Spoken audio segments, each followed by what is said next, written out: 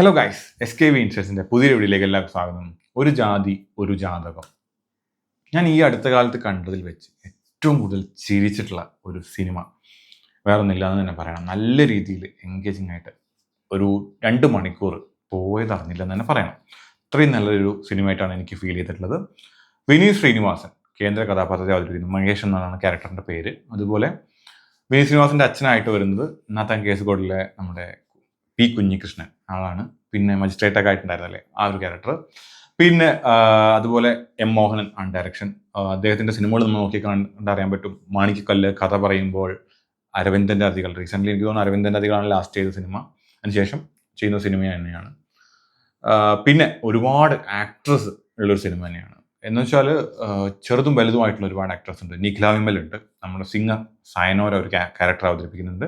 പിന്നെ ഒരു special appearance ഉണ്ട്. അതെന്തായാലും നിങ്ങൾ സിനിമ കാണുമ്പോൾ മനസ്സിലാക്കുക എന്നുള്ളതാണ്. പിന്നെ ഒരുപാട് യൂട്യൂബേഴ്സാണ്.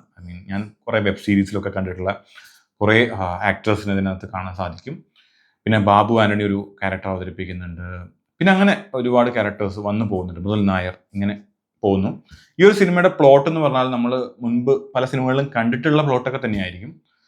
ലൈക്ക് ഒരു അവിവാഹിതനായ ആള്, ഒരു 38-40 വയസ്സ് ഉള്ള ഒരാൾ, ആളുടെ കണ്ടീഷൻസ് ഒരുപാടുണ്ട്. അതുപോലെ വീട്ടിൽ നിന്നുള്ള നമ്മുടെ ജാതകം, പൊരുത്തം, മുഹൂർത്തം, അങ്ങനത്തെ കുറേ സംഭവങ്ങൾ അത് വേറെ. അപ്പോൾ ഈ ഒരു സ്ട്രെസ്സും ആളുടെ ഈ ഒരു കല്യാണം കഴിക്കണം എന്നുണ്ട്. പക്ഷെ കാണുന്ന ഒന്നല്ലെങ്കിൽ ആൾക്ക് ആ കണ്ടീഷനുമായിട്ട് ഒക്കില്ല, അല്ലെങ്കിൽ ആൾക്ക് ഇഷ്ടപ്പെടില്ല. അങ്ങനെ കണ്ടീഷൻസ് ഒന്നും ഒക്കാതെയാണ് കൂടുതലും ഫെയിലായി പോകുന്നത്. ആൾക്ക് എന്താ പറയുക, വെളുത്ത നിറമുള്ള പെൺകുട്ടി, അങ്ങനെയൊക്കെ കുറേ കണ്ടീഷൻസ് കാര്യങ്ങളൊക്കെ വരുന്നൊരു കാര്യങ്ങൾ. ഇതൊക്കെയാണ് ആ ഒരു സിനിമയ്ക്കകത്തുള്ള കുറേ കണ്ടീഷൻസ് ഉണ്ട്. അപ്പോൾ അങ്ങനെ കല്യാണം നടക്കാതെ പോവുകയും ആളെ വീട്ടിൽ നിന്നുള്ള പ്രഷറും, അതുപോലെ ആൾക്ക് സ്വയം ഇങ്ങനെ ഇത്രയും വയസ്സായി ഇനി കല്യാണം നടക്കുമോ ഇല്ലയോ എന്നറിയില്ല എന്നുള്ള രീതിയിലുള്ള ഒരു പ്രഷറൊക്കെ അവതരിപ്പിച്ചു. അങ്ങനെയുള്ളൊരു ആളുടെ അങ്ങനെ ഒരു പോകുന്ന സിനിമയാണ് ആക്ച്വലി. അതിനകത്ത് ചെറുതും വലുതുമായിട്ട് ഒരുപാട് ക്യാരക്ടേഴ്സ് വന്നു പോകുന്നുണ്ട്. പെണ്ണ് കാണാൻ പോകുമ്പോഴുള്ള ഒരുപാട് ആൾക്കാരെ നമുക്ക് ഇതിനകത്ത് കാണാൻ പറ്റും. ഒരു റിയൽ ടൈം സിറ്റുവേഷൻ തന്നെയാണ്. അങ്ങനെ പോകുന്ന ഒരു ഫൺ എൻ്റർടൈനർ സിനിമ തന്നെയാണ്. എൻഡ് ടു എൻഡ്, സ്റ്റാർട്ട് മുതൽ എൻഡ് വരെ ഒരുപാട് ചിരിക്കാനുള്ള സംഭവങ്ങളുണ്ട്. ഇടയ്ക്ക് ചെറിയ ചളി പരിപാടികളൊക്കെ എനിക്ക് ചെറുത് ഫീൽ ചെയ്തു. ബട്ട് ടോട്ടലിറ്റി നോക്കിക്കഴിഞ്ഞാൽ എനിക്കൊരു എബോവ് ആവറേജ് സിനിമയായിട്ടാണ് എനിക്ക് പേഴ്സണലി ഫീൽ ചെയ്തിട്ടുള്ളത്. ഇതിലെ പാട്ടുകളും കാര്യങ്ങളൊക്കെ അത്ര കുഴപ്പമില്ലാത്ത തരത്തിലൊരു സോങ്സ് ഒക്കെ തന്നെയായിരുന്നു. മ്യൂസിക്കും എല്ലാം നല്ല രീതിയിൽ തന്നെയായിരുന്നു. പ്രത്യേകിച്ച് എനിക്ക് എടുത്തു പറയാവുന്ന പെർഫോമൻസ് എന്ന് പറഞ്ഞു കഴിഞ്ഞാൽ ഇതിനകത്ത് ഒന്ന് വിനീത് ശ്രീനിവാസൻ്റെയും അതുപോലെ ആളുടെ അച്ഛൻ്റെ ക്യാരക്ടർ അവതരിപ്പിച്ച പി കുഞ്ഞികൃഷ്ണൻ എന്ന് പറഞ്ഞിട്ടുള്ള ആളുടെ നല്ല രീതിയിൽ അടിപൊളിയായിരുന്നു. രണ്ടുപേരും ആ കോമ്പിനേഷൻ സീൻസൊക്കെ ഗംഭീരമായിരുന്നു. അതുപോലെ ആളുടെ ഫ്രണ്ടായിട്ട് അവതരിപ്പിക്കുന്ന ഒരാളുണ്ട്. ആളുടെ എനിക്ക് പേരറിയില്ല. ആളൊരു യൂട്യൂബിലൊക്കെ ഞാൻ കണ്ടിട്ടുണ്ട്. ആളുടെ ക്യാരക്ടറും നല്ല രീതിയിൽ വർക്ക്ഔട്ട് ആയിട്ടുണ്ടായിരുന്നു. പിന്നെ ബാബു ആൻ്റണി നല്ലൊരു സർപ്രൈസിങ് ക്യാരക്ടറായിരുന്നു. പിന്നെ ഞാൻ പറഞ്ഞ സ്പെഷ്യൽ അപ്പിയറൻസ് ആയിട്ട് ആക്ടേഴ്സ് വരുന്നുണ്ട്, അത് നല്ലതായിരുന്നു. നിഖില വിമലിൻ്റെ ക്യാരക്ടർ സൂപ്പർവായിരുന്നു കേട്ടോ. അടിപൊളി ക്യാരക്ടർ തന്നെയായിരുന്നു.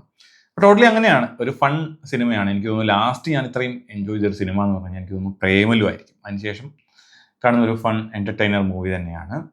എന്തായാലും നിങ്ങൾക്ക് ഒരിക്കലും നിരാശപ്പെടില്ല. തിയേറ്ററിൽ പോയിട്ട് ഒരിക്കലും ബോറടിച്ചുകൊണ്ട് തിരിച്ചിറങ്ങേണ്ടി വരില്ല. കാര്യം ഞാൻ അതിനുശേഷം നമ്മൾ പ്രേമലിന് ശേഷം ഒരുപാട് കോമഡി സിനിമകൾ കണ്ടു.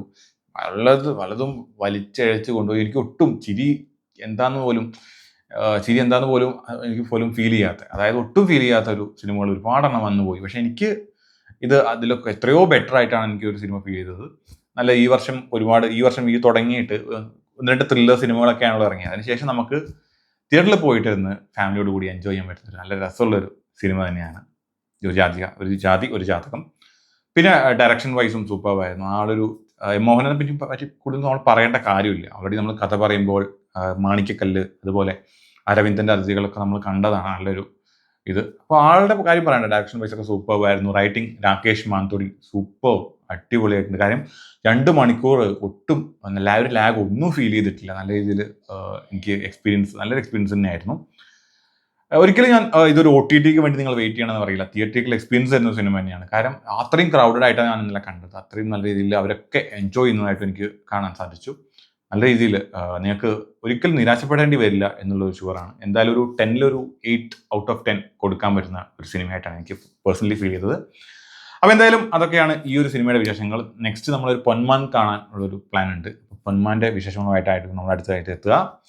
അപ്പോൾ അതുവരേക്കും ബൈ.